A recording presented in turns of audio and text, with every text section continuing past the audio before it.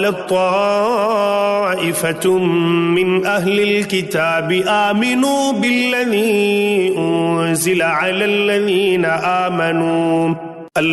آمنوا وجه النهار واكفروا آخره لعلهم يرجعون۔ اور اہل کتاب کی ایک جماعت نے کہا کہ جو کچھ ایمان والوں پر اتارا گیا ہے اس پر دن چڑھے تو ایمان لاؤ اور شام کے وقت کافر بن جاؤ تاکہ یہ لوگ بھی پلٹ جائیں۔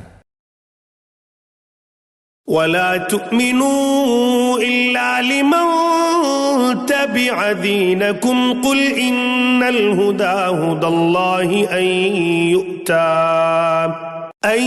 يُؤْتَى أَحَدٌ مِثْلَ مَا أُوتِيتُمْ أَوْ يُحَاجُّوكُمْ عِندَ رَبِّكُمْ قُلْ إِنَّ الْفَضْلَ بِيَدِ اللَّهِ يُؤْتِيهِ مَن يَشَاءُ وَاللَّهُ وَاسِعٌ عَلِيمٌ۔ اور سوائے تمہارے دین پر چلنے والوں کے اور کسی کا یقین نہ کرو، آپ کہہ دیجئے کہ بے شک ہدایت تو اللہ ہی کی ہدایت ہے، اور یہ بھی کہتے ہیں کہ اس بات کا بھی یقین نہ کرو کہ کوئی اس جیسا دیا جائے جیسا تم دیے گئے ہو، یا یہ کہ یہ تم سے تمہارے رب کے پاس جھگڑا کریں گے۔ آپ کہہ دیجئے کہ فضل تو اللہ تعالیٰ ہی کے ہاتھ میں ہے، وہ جسے چاہے اسے دے، اللہ تعالیٰ وسعت والا اور جاننے والا ہے۔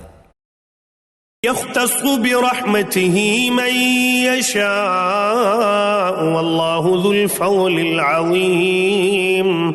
وہ اپنی رحمت کے ساتھ جسے چاہے مخصوص کر لے اور اللہ تعالیٰ بڑے فضل والا ہے۔ ومن أهل الكتاب من إن تأمنه بقنطار يؤديه إليك ومنهم من إن تأمنه بدينار لا يؤديه إليك إلا ما دمت عليه قائما ذلك بأنهم قالوا ليس علينا في الأميين سبيل وَيَقُولُونَ عَلَى اللَّهِ الْكَذِبَ وَهُمْ يَعْلَمُونَ۔ بعض اہل کتاب تو ایسے ہیں کہ اگر انہیں تو خزانے کا امین بنا دے تو بھی وہ تجھے واپس کر دیں، اور ان میں سے بعض ایسے بھی ہیں کہ اگر تو انہیں 1 دینار بھی امانت دے تو تجھے ادا نہ کریں۔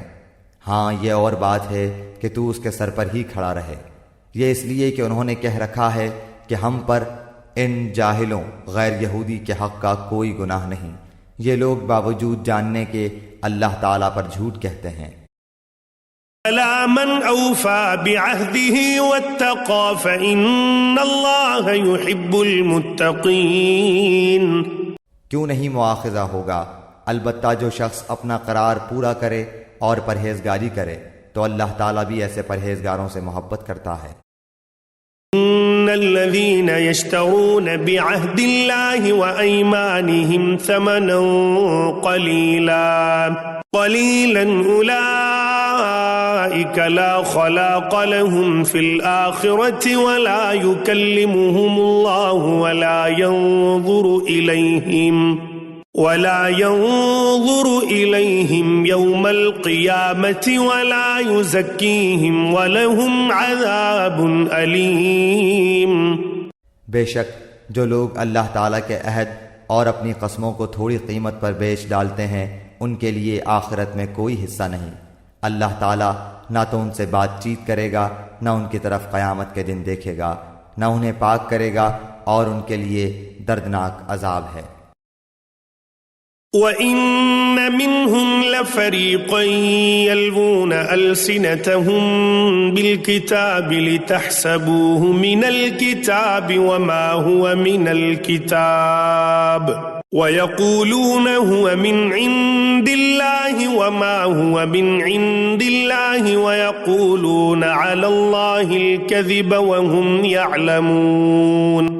یقیناً ان میں ایسا گروہ بھی ہے جو کتاب پڑھتے ہوئے اپنی زبان مروڑتا ہے تاکہ تم اسے کتاب ہی کی عبارت خیال کرو، حالانکہ دراصل وہ کتاب میں سے نہیں، اور یہ کہتے بھی ہیں کہ وہ اللہ تعالیٰ کی طرف سے ہے، حالانکہ دراصل وہ اللہ تعالیٰ کی طرف سے نہیں، وہ تو دانستہ اللہ تعالیٰ پر جھوٹ بولتے ہیں۔ ما كان لبشر أن يؤتيه الله الكتاب والحكم والنبوة ثم يقول للناس كونوا عبادا لي من دون الله ولكن كونوا ربانيين بما كنتم تعلمون الكتاب وبما كنتم تدرسون.